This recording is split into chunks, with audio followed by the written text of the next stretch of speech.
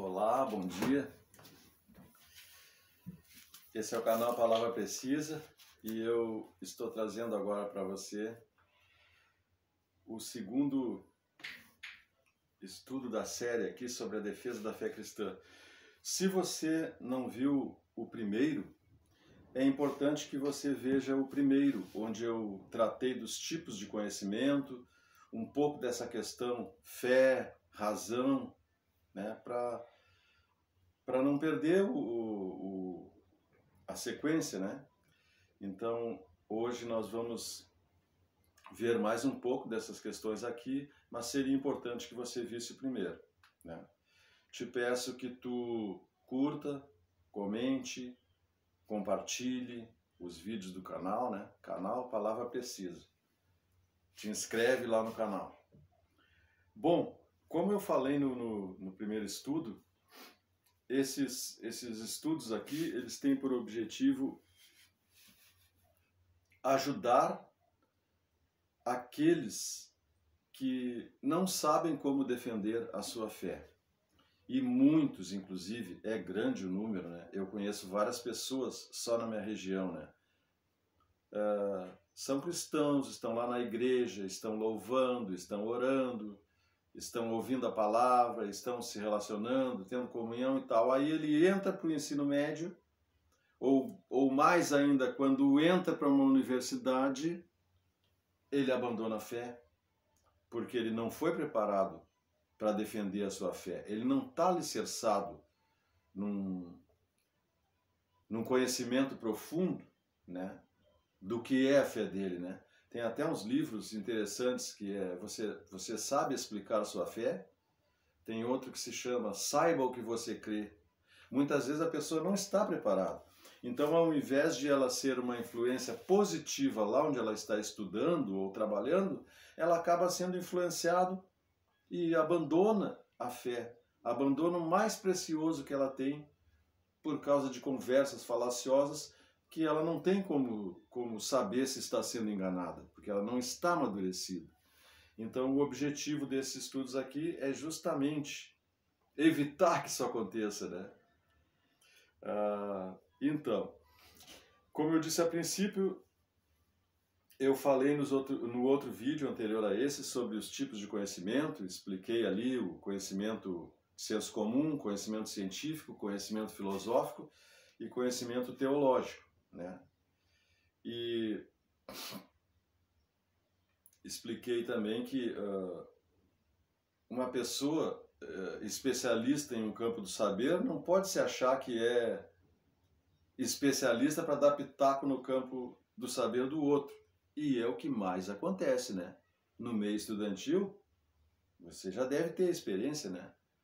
O cara é formado lá em medicina, ou biologia, ou física, ou matemática, seja o que for, e ele acha que conhece teologia para dizer bobagem para os alunos e influencia grandemente. Quem não está preparado escuta aquela bobagem e pensa que é uma verdade, né? Então vamos continuar, né? No outro vídeo anterior eu usei o livro, em algumas partes, Ateu Já Era, do Juarez Azevedo, e agora eu vou usar Você Pode Explicar a Sua Fé, do Paul Little. Paul Little já é falecido, né? E ele foi durante 25 anos um evangelista nos Estados Unidos, ligado à Aliança Bíblica Universitária dos Estados Unidos. Ele ensinou e evangelizou inúmeros estudantes, tanto nos Estados Unidos quanto fora dos Estados Unidos, mundo afora, né? Então, uma pessoa que conhece muito bem o meio estudantil. Eu também conheço um pouco, né? Porque até pouco tempo eu estava lá estudando, né, ensino secular. Mas então, vamos adiante aí. Então aqui, ó, para você ter uma ideia, no meio estudantil, com raríssimas exceções, o que os professores pensam do cristão, né? O grande argumento dos incrédulos contra os religiosos baseia-se principalmente em pintar um quadro exagerado revelando a burrice, a ignorância, a desatualização, a falta de base científica do homem que tem a coragem de afirmar que crê em Deus. Né? Então tu imagina, né? O estudante vai para lá, ele sabe que a maioria dali pensa contra ele. Se ele usar um argumento defendendo a Deus, ele vai ser alvo de chacota, de riso, de bullying. Então aí a tendência é que ele se aquete, né? Fica no canto dele e não abra a boca para nada, porque todo o sistema ali é contrário ao que ele pensa e ao que ele crê. Outra, ele também não tem o direito de falar e expressar sua opinião. Senão vão taxar ele de fascista, nazista, outrosista. Então ele não tem nem direito a contra-argumentar. Quando ele vai fazer um trabalho de TCC, monografia, dissertação de mestrado, tese de doutorado, os professores já vão indicar para ele os autores que são os bambambam deles, né? Se ele tentar pegar um outro autor, não, vão cortar ele. Então, todas as pesquisas têm que ser direcionadas aos ateístas, aos agnósticos, aos existencialistas, aos nietzschianos, né? Então, ele entra num meio, digamos assim, hostil, né? E os que estão fracos ainda são levados pela maré e começam a acreditar daquele jeito. Porque eles pensam assim sobre o cristão e o cristão não tem chance de se manifestar, né? Indo aqui para o Paul Little, quando ele cita aqui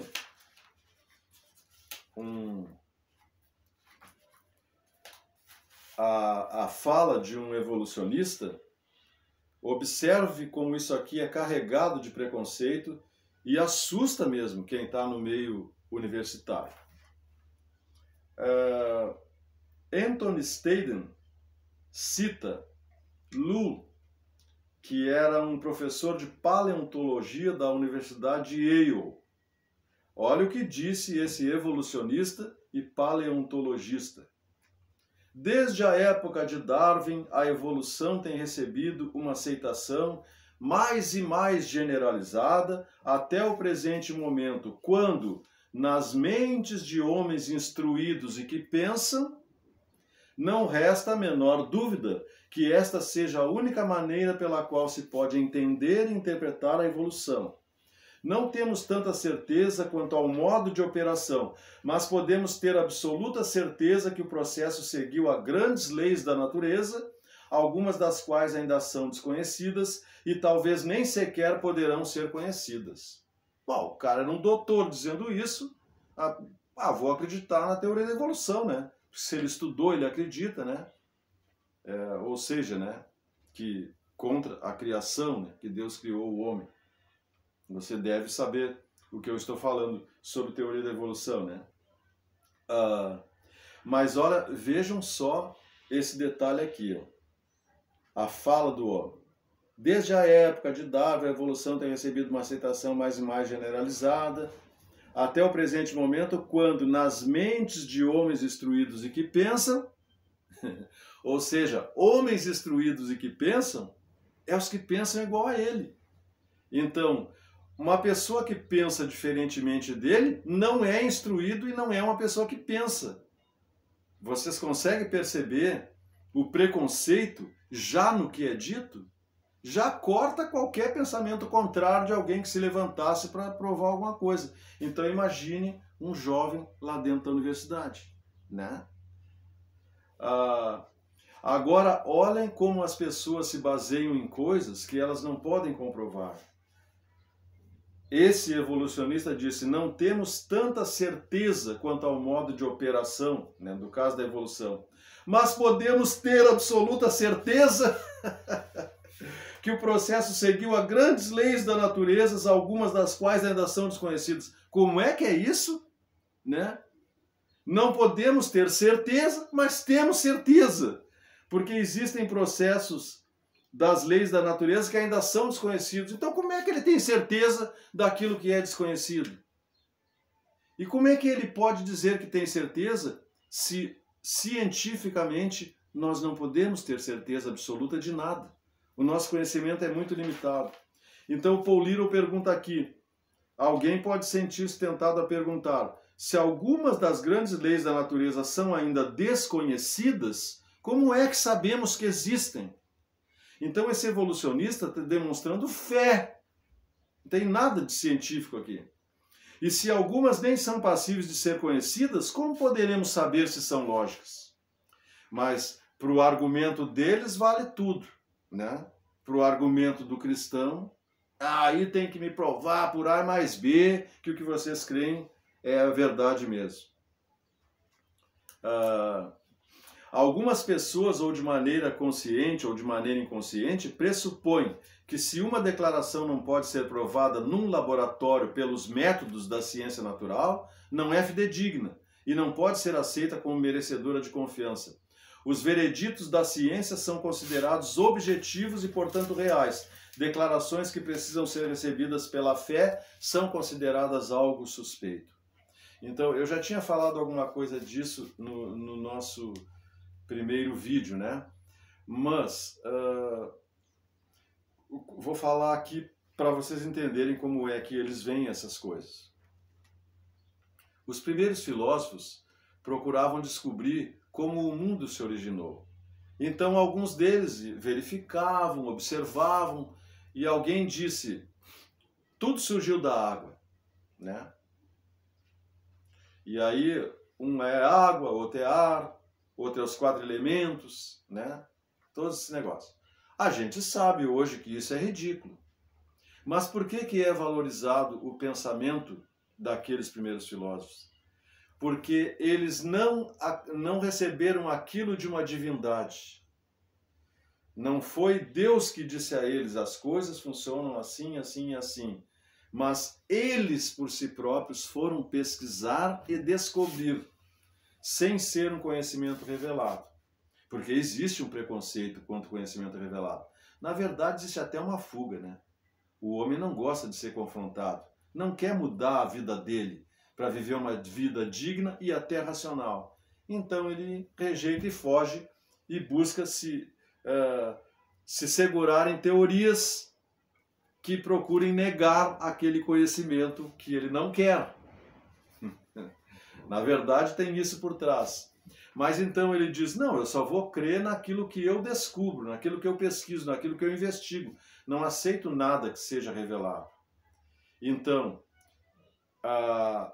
é aceito somente aquilo que foi pesquisado pelo próprio homem. Eu só vou crer em Deus se eu conseguir botar lá num laboratório e eu conseguir comprovar que ele existe, então aí eu vou acreditar nele. Bom, acreditar ou não acreditar não faz nem a diferença, né? Faz a diferença o obedecer, né? Acreditar por acreditar não muda nada na vida de ninguém. Não é nisso que Deus está interessado, Ele está interessado em nossa obediência, né? E aquele que conhece a palavra, que estuda a fundo, sabe que a revelação de Deus é verdadeira e que nós podemos testá-la de diversas formas, até mesmo nos sentidos físicos, né? No paladar, na visão.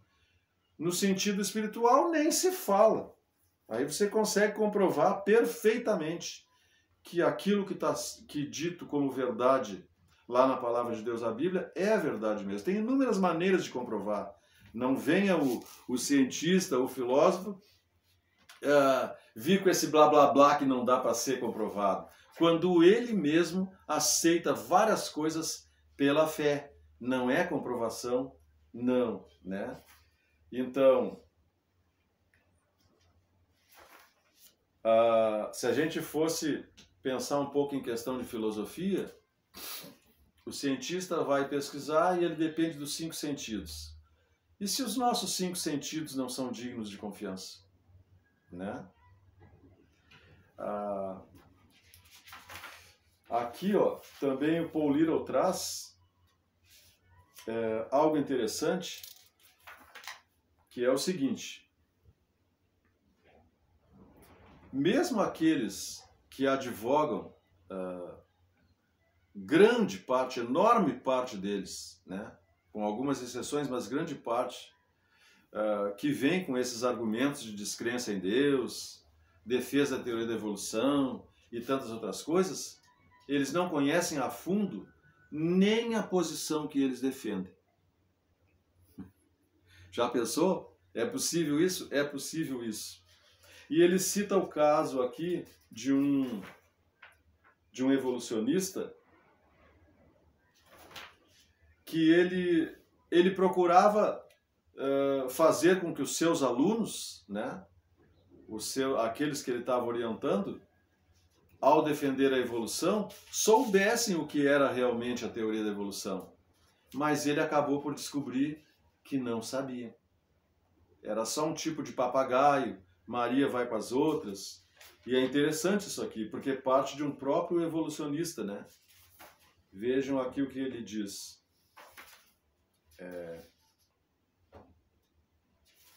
Eu vou encontrar aqui.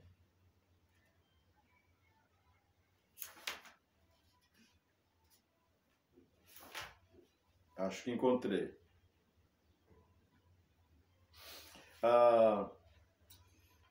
O professor chamado Kerkut, um evolucionista, ele disse que os estudantes de teologia de Cambridge, que aceitavam as coisas pela fé, e isso ele condenava, na verdade, o aceitar pela fé passava também para os evolucionistas que pensavam que nem ele,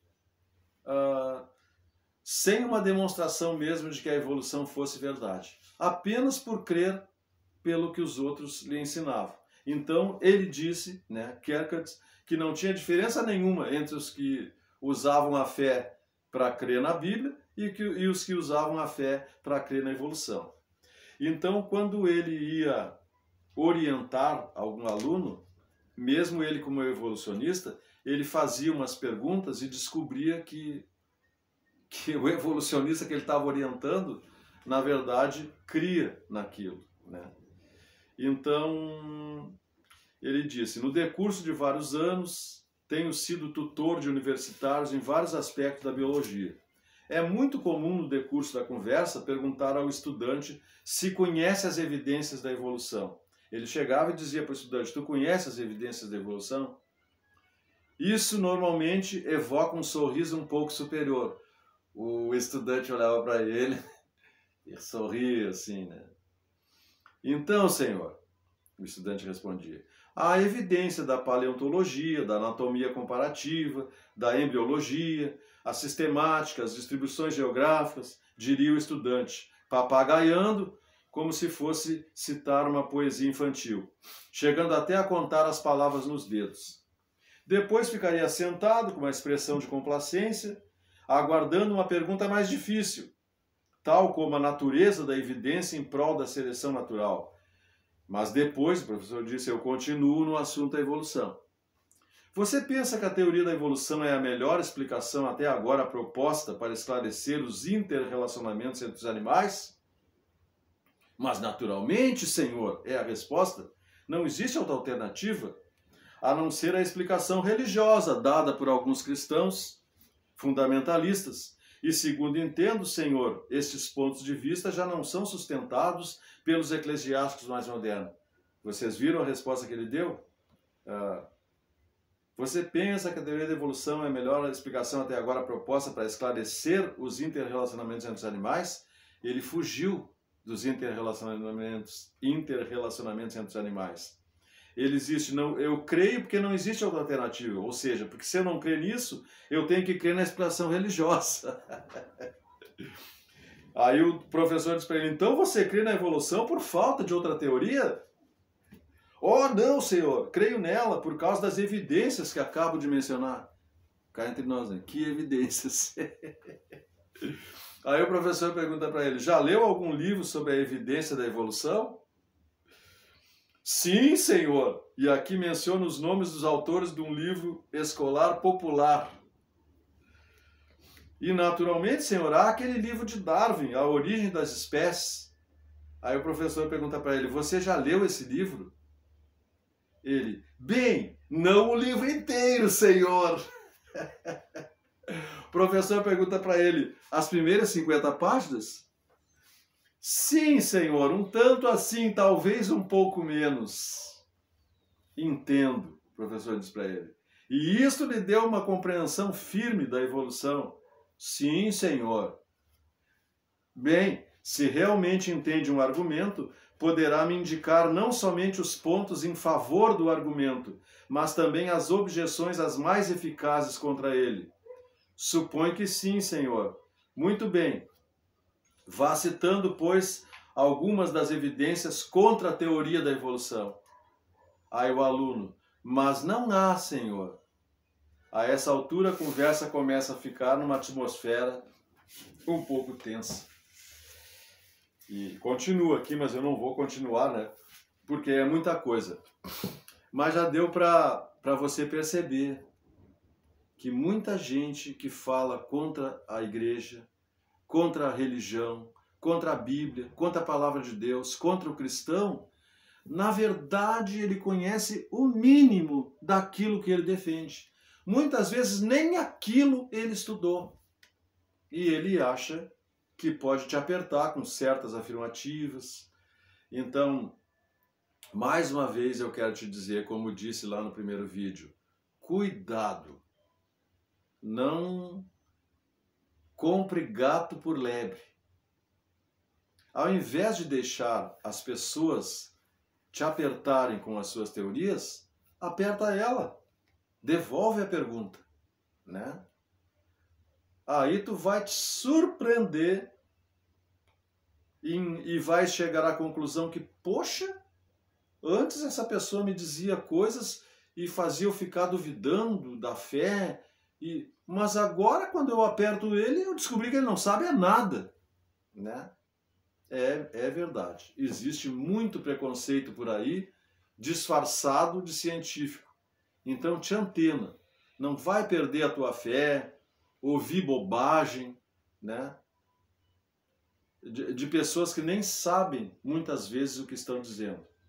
E acrescento mais, mesmo que soubesse, vamos supor que no caso aqui tu pegou um doutor em biologia e que sabe bastante da teoria da evolução, ainda assim ele sabe do campo do saber dele. O saber dele é limitado à razão humana, né? Que tem várias deficiências para descobrir a verdade por si próprio, né? As descobertas que ele acredita podem ser desmontadas daí uns anos a mais, com alguém que fizer uma nova descoberta, uma nova experiência. Então, mesmo num doutor em biologia sobre a evolução, o conhecimento dele é limitado. Sem contar o preconceito que ele tem, as coisas que ele acredita, que tudo isso influencia na pesquisa que ele está fazendo. Quando mais, né, um colega que vem falar para ti alguma coisa, né, até porque ele quer falar as coisas que ele acredita, mas ele normalmente não deixa que você abra a boca e contradiza e pergunta. Ele já logo te acusa de alguma coisa para te tirar de escanteio, assim, te tirar do jogo, né? Comete uma falta e não para te escutar os teus questionamentos. Então, cuidado, não se deixe levar, porque tem muita gente com um ar de superioridade que, na verdade, não sabe nem no que acredita, né? Então, por hoje é só, mas nós vamos continuar com esse assunto em outros vídeos. Continua assistindo ao canal, te inscrevendo no canal ali no YouTube, curtindo, comentando e compartilhando. E nós nos vemos no próximo vídeo. Beleza? Tchau.